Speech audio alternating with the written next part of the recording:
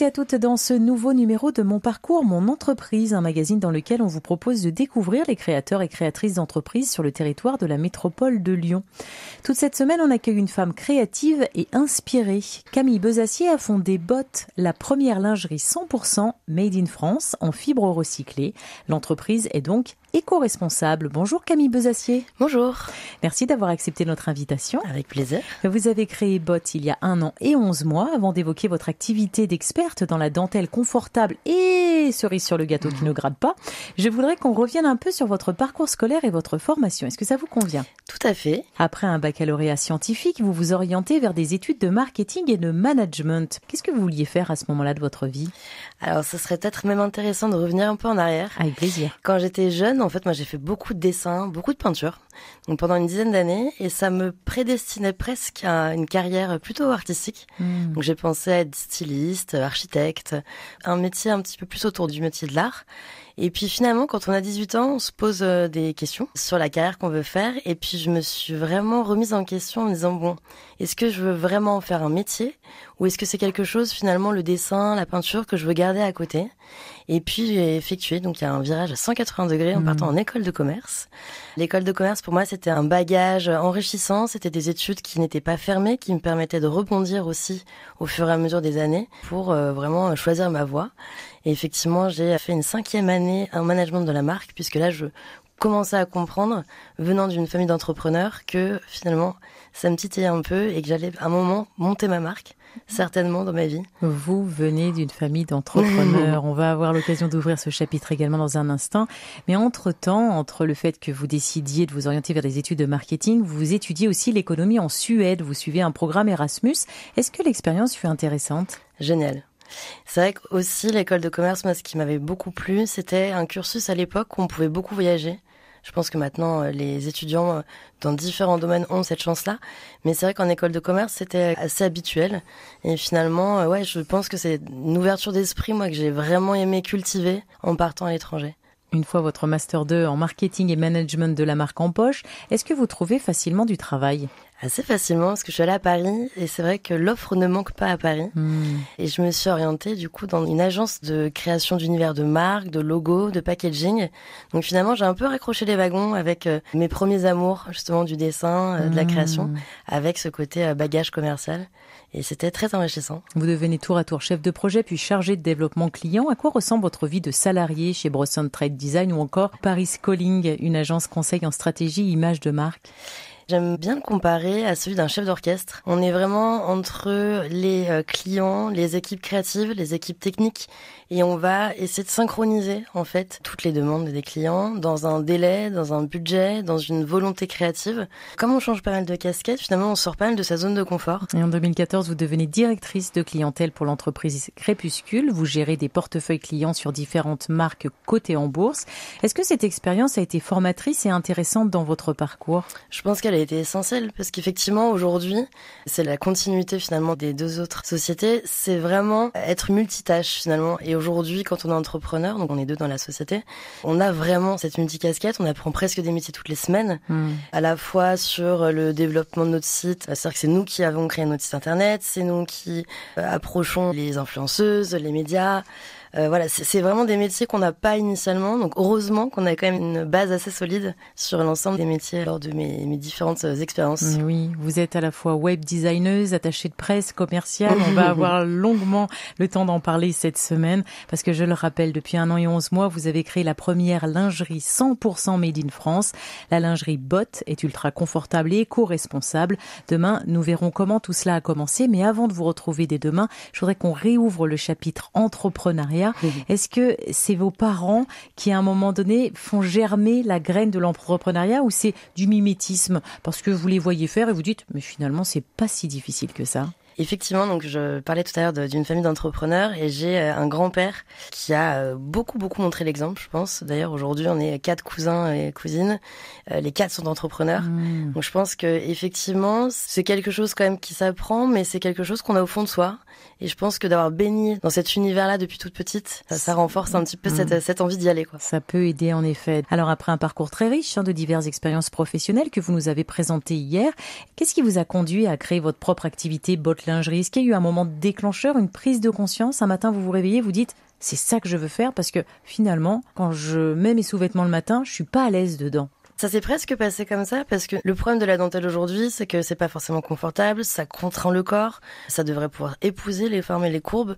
Ça part vraiment d'un constat initialement de se dire, j'aime la lingerie, j'aime quand c'est joli, mais j'aimerais que ce soit confortable. Donc ça, c'est vraiment le point de départ. En parlant avec Danielle, effectivement, elle avait cette même envie de créer une jolie marque qu'on puisse vraiment porter tous les jours. Et c'est vraiment ça qui nous a motivés initialement. On se rendait compte qu'il n'y avait pas vraiment l'offre à la fois jolie, esthétique, et surtout qui manquait soit d'éthique, soit qui était faite à l'autre bout du monde. Voilà, donc on a vraiment voulu faire une synergie de tous ces points-là. Et c'est vrai que Danielle, du coup, lorsqu'on s'est rencontrés, on était assez complémentaires. Donc elle est styliste, elle est américaine, elle vit depuis 10 ans à Paris. Moi, je suis française, commerciale. Donc c'est vrai qu'on avait vraiment une même volonté, on était animés par la même envie, et on était suffisamment complémentaires pour se nourrir en fait de cette idée, la faire grandir et lui donner vie en fait. Est-ce que vous diriez que la création avec Danielle, la cofondatrice de l'entreprise, s'est faite en douceur, progressivement ou de manière très rapide, précipitamment? Elle s'est faite initialement en douceur et le Covid est arrivé, premier confinement. Du coup, tout s'est vraiment accéléré. On avait un petit peu plus de temps aussi disponible pour travailler dessus, pour s'appeler. Comme on était chacun chez soi, on avait quand même cette volonté de faire avancer le projet. Nous, on a vu pas mal d'opportunités sur cette période. C'est ça qu'il y a d'autres domaines, d'autres secteurs qui ont un peu plus souffert. En tout cas, lors de la création, on avait enfin le temps de se poser, enfin le temps de réfléchir, le temps d'échanger. C'est vrai que ça s'est pas mal accéléré à ce moment-là. Souvent, les entrepreneurs parlent d'envie de liberté. Est-ce que ça a été un des moteurs de la création de Bot ou pas du tout? C'était pas ça qui m'animait. Effectivement, aujourd'hui, je le reconnais. Il y a une sorte de liberté parce qu'on peut travailler où on veut, quand on veut, d'où on veut. Donc ça, c'est une vraie liberté. Après, faut savoir que quand on monte une société, on est aussi aliéné par sa marque. Donc la liberté, ça dépend des jours. En fait, il y a des moments où finalement, quand on est juste employé, on part le soir et puis on laisse du coup son travail au boulot. Alors que nous, finalement, on a toujours un petit peu cette marque en tête, on a toujours des idées, on a toujours plein de choses. Et c'est presque apprendre à mettre son cerveau en off qui va être un peu plus compliqué. Plus compliqué, évidemment. La liberté, on l'entend bien, est tout à fait relative dans le cas d'un entrepreneur. Qu'est-ce que vous metteriez comme autre mot? Qu'est-ce qui a été le moteur de cette création? En fait, il y a quelque chose, une sorte de passion qui se crée autour de cette marque. C'est un peu, on a créé un bébé, en fait. C'est tellement enrichissant, ça nous attise tellement la curiosité. Qui dit passion, ce sont vos mots, dit aussi prise de risque. Quel risque vous avez pris en créant votre activité? C'est vrai que quand on monte une société, c'est pas comme quand on achète un appartement. C'est-à-dire qu'un appartement, on va investir de l'argent dedans, ça peut un petit peu s'effondrer, mais finalement, on récupérera toujours quelque chose. Quand on crée une marque, surtout là en textile, c'est pas un service, c'est un produit. On a des investissements qui sont quand même assez lourds. Finalement, le risque, il va être aussi financier. Investissement assez lourd, de quel ordre? On est sur un investissement à 100K quand même. Donc là, vous vous dites, j'y crois. Ouais, on y croit. On y croit, et quand on s'est lancé, finalement, on avait aussi un peu limité le risque en se lançant en crowdfunding avec la plateforme Ulule. Ça nous permettait de comprendre quels étaient les modèles, les coloris et les tailles qui étaient les plus représentés pour qu'on puisse produire les modèles en conséquence, en fait. On n'était pas sur de la précommande absolue puisque du coup, on produisait un peu plus de pièces. C'est quand même une marque finalement qui est sur le long terme et on vend nos produits à l'année. Ça nous donnait une petite notion. On a extrapolé un petit peu ces chiffres et donc du coup, on a pu faire la première production. En janvier 2021, votre entreprise voit le jour, elle porte le nom de Bot. Quelle signification se cache derrière ce nom? Bot s'écrit B-O-T. Alors, mon assiette est américaine et en fait, on parle de lingerie, donc on voulait parler de fesses. On voulait un nom court, on voulait quelque chose d'assez percutant. Et en anglais, on dit butt et on l'a francisé, du coup, pour avoir aussi cet ADN franco-américain pour butt. Et puis, c'est vraiment un mot qu'on trouve très sympa parce qu'on peut dire aussi les beautés. On peut faire pas mal de petits jeux de mots en disant qu'on est dans les starting bots. Voilà, c'est un nom qu'on veut un peu vivant, en fait, quelque chose qu'on puisse aussi s'approprier et qu'on trouve un peu frais. Une lingerie qui nous botte bien, ça Exactement. Marche aussi très bien. En fait, voilà, je suis bien dans mes bottes. En me rendant sur votre site bot-lingerie.com, j'ai vu vos collections et découvert vos valeurs et votre façon de travailler. Pour ceux qui n'ont pas encore eu l'occasion de se rendre sur votre plateforme, est-ce que vous pourriez nous présenter Bot Lingerie? Absolument. Donc, Bot, c'est la lingerie sans compromis sur le style, le confort, l'éco-responsabilité et le Made in France. Ça fait beaucoup, mais en même temps, on est sans compromis. Quand on a créé Bot, nous, ce qu'on a vraiment voulu, c'est créer une lingerie quotidienne. Donc, une lingerie esthétique. Donc, c'est vraiment une lingerie en jolie dentelle, qui ne gratte pas, qui soit douce, qui soit confortable. Et on a évidemment cette notion de confort. Le confort, c'est facile à dire, c'est très compliqué à faire. Et en fait, le confort, nous, on le travaille avec un sourcing de matières qui sont douces, qui sont éthiques aussi, on en parlera après, avec des élastiques qui ne marquent pas la peau.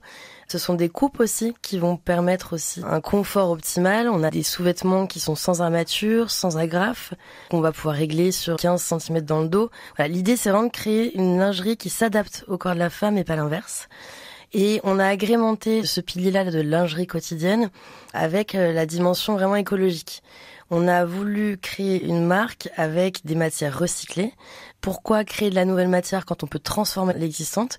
L'existante, pour nous, dans notre cas, c'est des bouteilles plastiques recyclées, des chutes de tissus qui sont récupérées. Tout ça, on le recoupe, on le refond, on en fait du fil et on refait des matières. Donc on donne une deuxième vie, une jolie vie à ces matières-là. Et surtout, Danielle travaille dans la mode. Elle est styliste pour une marque de prêt-à-porter de luxe et elle voit encore plus que les consommateurs habituels les travers de l'éco-responsabilité des marques. On est dans le fast fashion. On a vraiment voulu absolument mettre l'accent sur ce point-là. Et il y a un autre pilier aussi dans la marque. Tout est confectionné en France, à Poitiers, par des anciennes couturières d'Aubade. Et c'est vrai que le Made in France, pour nous, ça avait un réel intérêt parce que on voulait tendre la main, en fait, à tous ces ateliers français qui ferment un an à cause de la délocalisation. C'est un premier point. Et puis, en fait, le Made in France, c'est pas uniquement une localisation. C'est aussi un vrai savoir-faire. C'est un rôle de conseil que va avoir l'atelier avec la marque. Donc nous, on fait des produits qui sont durables parce qu'ils sont éco-responsables, mais durables dans le temps aussi parce que c'est solide. Voilà, donc le Made in France, c'est aussi ça. Partant de cette base-là, on a créé notre première collection qu'on a lancée en 2021, qui est une collection qui est permanente parce qu'elle comprend en fait les indispensables de la garde-robe. On va avoir un string, une culotte haute, une brassière, un triangle et un body, décliné dans les 3 coloris de notre joli drapeau, donc bleu, blanc, rouge. C'est vraiment une collection qui est permanente et qu'on a agrémentée en décembre 2021 d'une deuxième collection. Et en fait, nous, quand on vient faire une nouvelle collection, on vient compléter l'offre. C'est-à-dire qu'on n'est pas simplement sur, bon, bah voilà, c'est un nouveau motif, c'est un nouveau style. On nous a demandé, en fait, de ramener peut-être un peu plus de soutien, de maintien pour certaines poitrines, pour certaines femmes. Et donc, du coup, on a repris, par exemple, sur le triangle, on l'a repris, on l'a doublé. Donc, on se retrouve avec 2 bretelles, donc un meilleur maintien. On a un élastique qui est plus large, donc on peut aussi mieux maintenir la poitrine. Voilà, on est vraiment à l'écoute de nos clientes et de nos futures clientes aussi. Vous avez parlé de vos clientes, justement. Qui sont-elles, ces clientes ?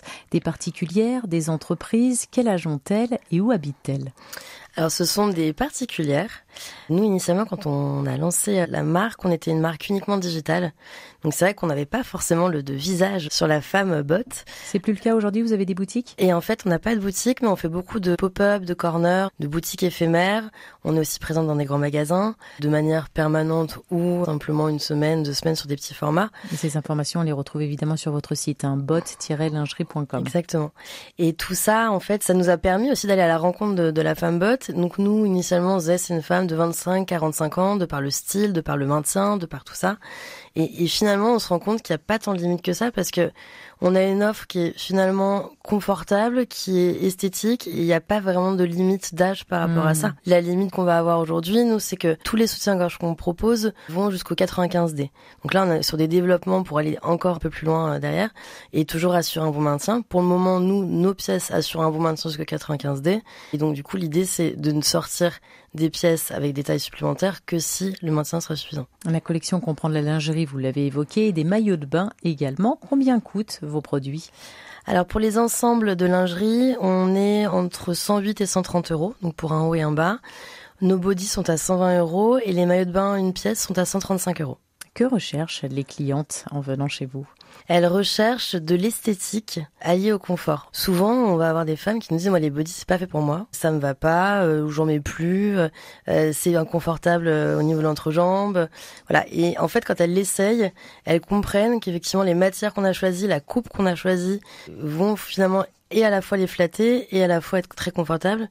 Par exemple, nos bodys comprennent des pressions. Les pressions, normalement, on le sait, ça peut irriter les cuisses, ça peut gêner. On a fait 7 prototypes, je crois, pour le body, justement avec cette volonté de placer les pressions au bon endroit, qu'elles n'irritent pas l'entrejambe. Donc, on pousse un peu le nombre de prototypes aussi pour qu'on s'assure de la qualité. J'ai une question majeure pour qui lance son entreprise, c'est comment trouver des débouchés. Est-ce que vous avez fait une étude de marché sur le territoire il y a presque 2 ans avant de vous lancer ? Ça me paraît inévitable quand même. Surtout vous, sachant d'où vous venez. C'est vrai qu'avec Daniel, alors Daniel travaille dans la mode, mais c'est vrai que la lingerie, c'est un secteur qui est totalement nouveau pour nous, en tout cas il y a 2 ans. Et donc on est vraiment parti d'une page blanche pour tout ce qui était concurrence, mais c'est d'ailleurs ce qui nous a finalement alimenté aussi la marque initialement. On a beaucoup épluché les marques, on allait les voir soit sur les sites internet, soit en magasin. Et l'idée, c'était vraiment de comprendre les forces de chaque marque, leurs faiblesses, et donc du coup de s'inspirer de leurs forces et finalement de ramener encore un peu plus de valeur ajoutée aussi à nos produits, et surtout donc de vraiment analyser le marché pour comprendre en termes d'offres de prix, d'offres de confort. Le positionnement s'est fait assez naturellement en fait, et il était très en corrélation avec nos envies. Voilà, on voulait pas d'armature, on voulait du confort, on voulait quelque chose d'esthétique, et il y a des marques qui font de l'esthétique, d'autres qui font du confort, d'autres qui font de l'éco-responsabilité. Vous l'avez dit, vous avez fait une étude de marché, vous avez donc analysé aussi la concurrence. Est-ce qu'elle est rude dans votre secteur d'activité ? La lingerie, c'est un secteur d'activité qui est extrêmement concurrentiel. L'avantage qu'on a aujourd'hui, c'est que la lingerie éthique a une forte croissance. Donc il y a une vraie prise de conscience aussi des femmes à consommer moins, mieux. C'est pas un secteur facile, initialement, quand on est petit, qu'on est personne. Donc il faut réussir à se faire une place. Et comment vous faites justement pour vous faire connaître, pour vous démarquer ? Et on passe à la radio. Et en dehors de cela, est-ce que vous faites des salons ? On fait des salons. On a fait effectivement le salon Who's Next à 2 reprises à Paris. On va, comme je le disais tout à l'heure, dans des pop-up, dans des boutiques éphémères. On est présente dans les grands magasins. On se développe aussi de plus en plus avec les marketplaces. Des marketplaces comme Dream Act, We Dress Fair, récemment aussi Apollinaire, une jeune marketplace qui favorise vraiment la mise en avant des marques Made in France. Est-ce que vous avez bénéficié à l'époque, lorsque vous avez créé votre entreprise, d'aides à la création d'entreprises ou autres, d'autres aides financières ? Lesquelles ? On a eu la chance d'avoir le soutien de la BPI, effectivement, avec la French Tech. Je crois qu'on avait quelques petites aides de la région aussi. Mais de toute façon, toute aide est bienvenue. Et puis, on avait surtout commencé de lancer la marque en faisant un prêt à la banque. Comment se porte aujourd'hui l'entreprise Botte Lingerie ? Elle se porte bien pour l'âge qu'elle a. On est ravis d'avoir rejoint le printemps. On a commencé aussi à mettre un pied aux Galeries Lafayette. Voilà, c'est autant de choses, de petites étapes dans l'entreprise qui font qu'on est là. On a une marque qui fonctionne, qui est attendue. Et vous commencez à prendre l'espace qui vous est dû. Exactement. Qu'est-ce que vous faites de vos bénéfices ? Est-ce que vous en avez à ce jour ou pas encore ? C'est à chaque fois, de toute façon, et surtout à ce stade-là, dès qu'on a de l'argent, on le réinvestit tout de suite dans la publicité, le développement des autres tailles. On a effectivement aujourd'hui des tailles du XS au XL, donc ce qui correspond à un 34 au 42 pour les bas du corps notamment. L'idée, c'est de développer, c'est des frais quand même à chaque fois, de faire des développements, des prototypes. C'est vraiment de l'argent qu'on réinvestit et dans la pub, et dans les boutiques éphémères aussi, dans la location des lieux. Voilà, l'idée, c'est vraiment d'avoir le plus de visibilité possible. Évidemment. Votre entreprise a presque 2 ans d'existence. À quoi ressemblent les journées difficiles dans votre activité et est-ce qu'elles existent ? Ça vous fait sourire déjà. Ah oui, donc c'est qu'elles sont bien là. Elles sont bien là.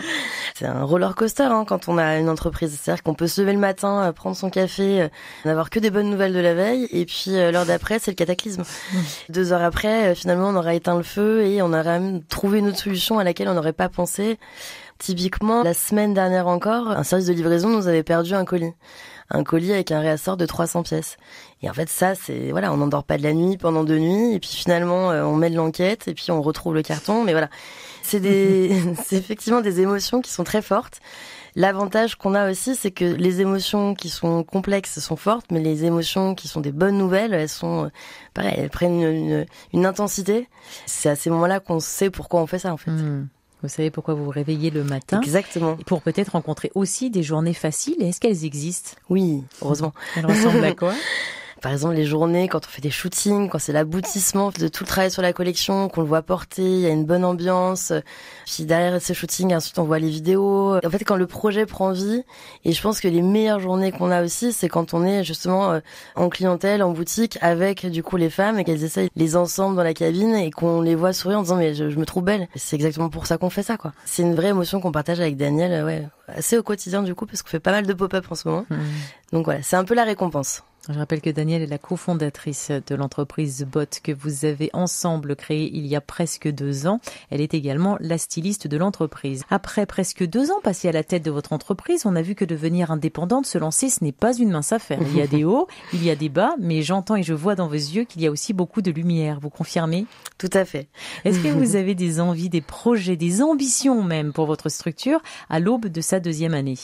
Alors déjà dernièrement, il y a à peine une semaine, on a fait une édition limitée de notre body en noir pour les fêtes de fin d'année. Et on l'a fait parce qu'en fait, il y a une dizaine de clients qui nous avaient demandé de l'éditer dans ce coloris-là. Et c'est vrai qu'il est parfait à porter avec une jupe, un pantalon pour les fêtes. C'est hyper confort aussi. Et on est surtout sur le développement de la 3e collection de lingerie. Et c'est vrai que donc on a notre première collection qui est une collection qui est permanente. La seconde collection, on a ramené un peu de maintien. Et cette collection, en fait, on rencontre aujourd'hui des femmes qui n'arrivent pas à se séparer des armatures. Or, chez Bot, on ne fera pas d'armature. Et c'est vrai que l'armature va créer une sorte de galbe sur la poitrine qui est recherchée par certaines de nos clientes. Et donc, on est en train de développer, Daniel m'en voudrait pour ce terme non technique, un soutien-gorge sans armature, mais avec une sorte de boudin de matière, vous savez, pour vraiment accompagner la forme du sein. Moi, je vous remercie parce qu'on a l'image. On comprend très bien. Désolée, Daniel, quand même. Et on va créer cette collection-là en tulle recyclé toujours, tulle brodé. Voilà, comme ça, on va changer cette fois-ci de dentelle. On va ramener un petit peu plus de nouveautés. Et donc, on va créer cette nouvelle collection avant la Saint-Valentin, justement pour faire des jolis cadeaux. Et ce seront des coloris noirs et chers. Moi, ce que j'entends, c'est qu'il y a quand même beaucoup de projets, beaucoup d'ambitions, beaucoup d'envie de se développer. Tout à fait. Et là, c'est vrai qu'on a une vraie volonté d'être présente sur le territoire français. Alors effectivement, je pense que d'ici 1 an et demi, on a la volonté aussi de créer une boutique à Lyon où on pourra vraiment être en permanence en contact avec la cliente. Donc ça, c'est vraiment l'ambition à venir. Lyon plutôt que Paris, sachant que votre associée se trouve à Paris. Exactement. Et qu'elle crée la collection là-bas. Pourquoi Lyon? Je suis plus dans l'opérationnel, la partie un petit peu plus commerciale, un petit peu plus clientèle finalement. Et donc du coup, je trouve que c'est intéressant de pouvoir le faire à Lyon. Et vous partagez cette idée toutes les deux? Exactement. Et le siège de la société est à Tassin-la-Demi-Lune aussi, donc non loin de Lyon. Ben nous, on est ravis de savoir que vous allez rester parmi nous. Est-ce que vous vous imaginiez là où vous êtes il y a presque 2 ans? On peut pas s'imaginer qu'en 1 an et demi, on soit présent au printemps, on soit présent aux Galeries Lafayette, on passe à la radio RCF. On a forcément des ambitions pour la marque, mais on les voit peut-être un peu plus lointaines. Et finalement, on se rend compte que c'est pas si compliqué en fait. Une fois qu'on a travaillé notre produit, qu'on y croit en fait, bah du coup on n'a pas trop de mal à convaincre les autres finalement. En tout cas les distributeurs et la presse et voilà. Donc c'est vraiment top et c'est vrai que il y a un vrai soutien, il y a une vraie transparence. Faut juste simplement croire et oser. Et à partir de là, finalement, il y a pas mal de portes qui s'ouvrent. Et trouver aussi certainement un produit qui répond à une attente et une demande. Et c'est votre cas. Exactement. Vous êtes très en phase avec les besoins de vos clients. Avec votre expérience, Camille Bezacier, quel conseil vous donneriez à un jeune ou voire même un expert qui souhaite se lancer dans l'entrepreneuriat et en particulier dans votre secteur d'activité? Le premier conseil qu'on m'avait donné et que j'aime bien donner aussi, c'est de ne pas attendre d'être expert dans ce domaine pour y aller. C'est sûr que si on a un projet qui est ultra ficelé, qu'on prend du temps à tout mettre en place, bah finalement, quand on va le faire, peut-être que ce sera déjà trop tard. Et du coup, on rate pas mal d'opportunités, d'occasions. Si on croit vraiment en son projet, je pense qu'il faut vraiment pas se mettre de limites. Quel regard vous portez aujourd'hui sur votre entreprise, Bot? Un regard plein d'étoiles dans les yeux. On le dit pas souvent, mais c'est vrai qu'on est quand même assez fiers, finalement, d'en être arrivé là. C'est une sorte de début d'accomplissement. C'est un tout début de chemin. On monte les marches une à une et l'escalier est sans fin. Et c'est d'ailleurs ça qui est hyper intéressant. C'est qu'en fait, on peut aujourd'hui encore, et peut-être d'ailleurs tout au long de la vie de Bot, lui donner en fait vraiment l'élan qu'on veut, l'orienter dans telle direction plutôt que celle-ci. Une sorte de vraie liberté d'emmener cette marque là où on veut. Et je vous souhaite un chemin encore long et rempli de joie et de plaisir. Merci à vous d'avoir été dans la confidence toute cette semaine, Camille Bezacier. Je rappelle que vous avez cofondé l'entreprise Bot, BO2T. On vous trouve facilement sur Internet via votre site, bot-lingerie.com et sur tous les différents réseaux sociaux. Je rappelle aussi que vous avez fondé votre entreprise il y a presque 2 ans. L'entreprise fabrique une lingerie 100% française. Les matières utilisées sont douces et recyclées. Bonne continuation. Merci beaucoup. Vous pouvez retrouver